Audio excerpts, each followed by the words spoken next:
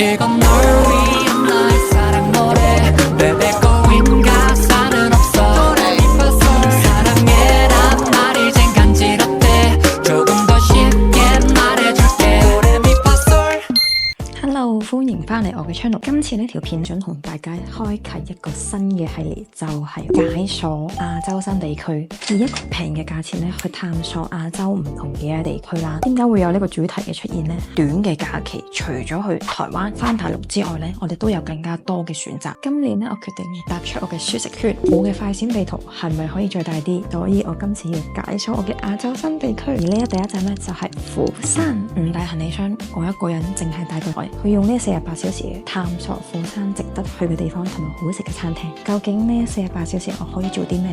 追人嘅極限可以去到幾深？亞洲嘅第一集釜山實驗正式開始。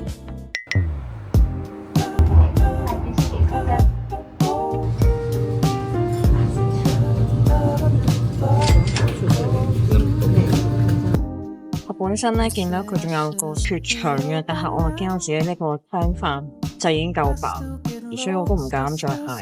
肚餓咧，個人就會失去理智嘅啦。忍住先，依家要同自己講一講，依家係窮遊慳住用嘅旅行，食咗先，睇下佢啲嘢食好唔好食，再決定嗌唔嗌。咁好多人一落機咧，都係衝去打卡啦，跟住到晏晝嗰時咧，佢哋就會睇你透支，結果就搞唔掂成日嘅行程啦。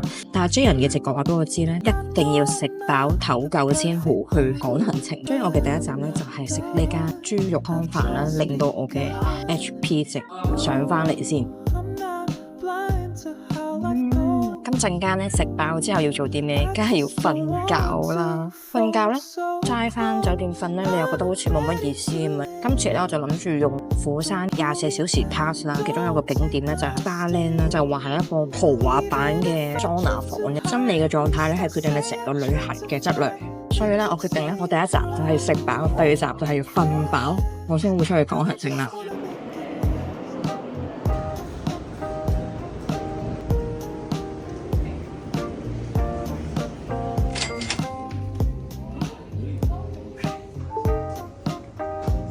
其實最尾我喺嗰度 stay 咗差唔多3個鐘啦。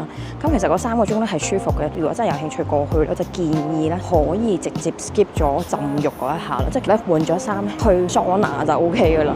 咁蒸桑拿嗰度咧，你順便可以喺嗰度瞓埋啦。其實覺得成個環境都係舒服嘅，係有啲多人咯。但係我覺得佢就幾好嘅，因為對於一個凌晨機嘅遊客嚟講咧，咁嗰個都係一個唔錯嘅地方，可以俾我哋暫時唞幾個鐘啦refresh下自己，先有翻個能量可以出翻去繼續玩。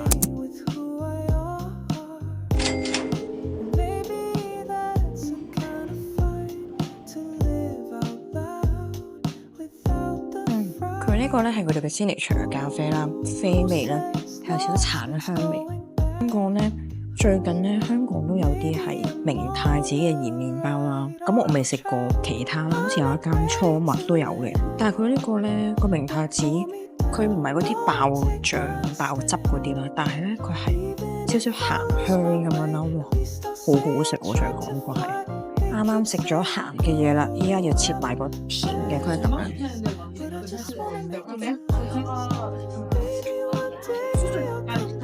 佢有芝士咧，已經係我中意嗰個味道嚟。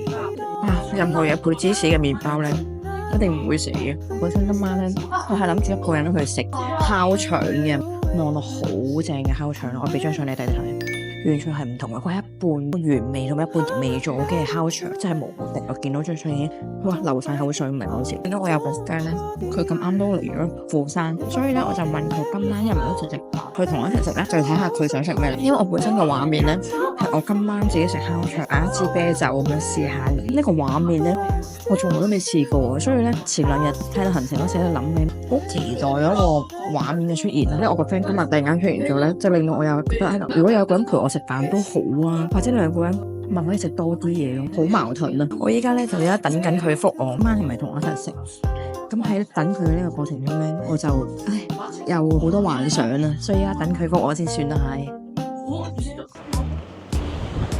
啱啱啱上咗去個美孚站度換咗張飛，搭1搭2上到去啊，結果佢同我講話要等到6點半嗰架車啦。咁我依家成有8個字9個字時間啦，我決定落翻嚟呢個沙灘啦，影翻佢個日落。唉，好慘啊！我本身係諗住4點半係搭嗰架海邊列車，趁佢未日落嗰時就去到青沙浦啦。嗰度咧就會有啲小路連倉咁樣啊，但係咧依家咧似乎係做唔到啦，因為個日落已經落緊嚟啦。我陣間咧搭嗰架車咧應該就係日落嘅時分啦。咁去到青沙浦啦，該係藍調嘅時候啦，未必影到好靚嘅小火車啦。但係唔緊要啦，既然都已經係咁樣啦，咁我哋就依家喺度影一影呢個海雲台嘅日落啦。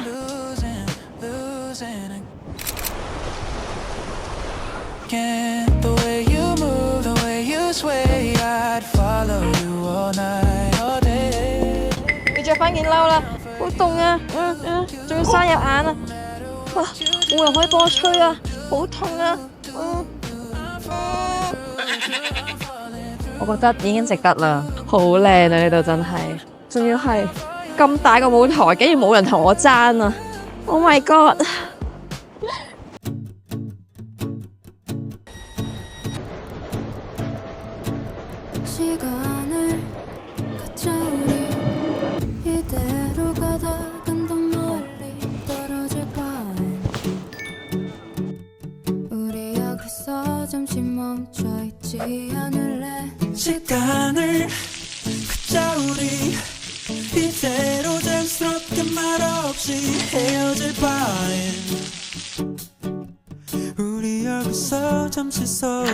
呢個就係我今晚要住嘅酒店啦，300蚊1晚。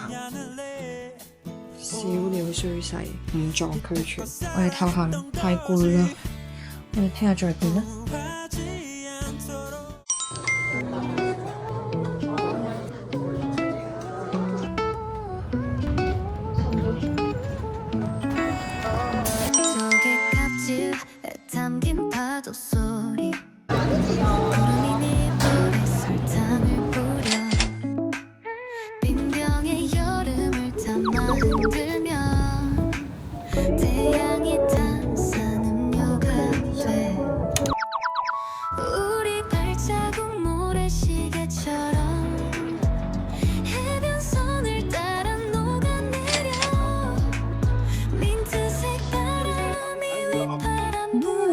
哇，好好飲喎！之前佢個芝麻咧勁濃厚。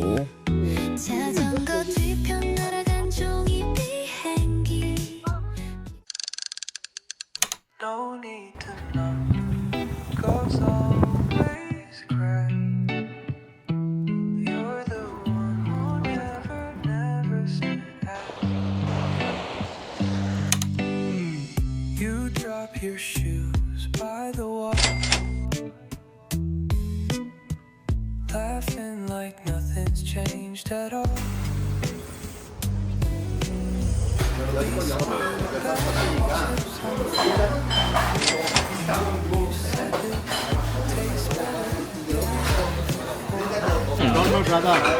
If you like her, then I can give her number.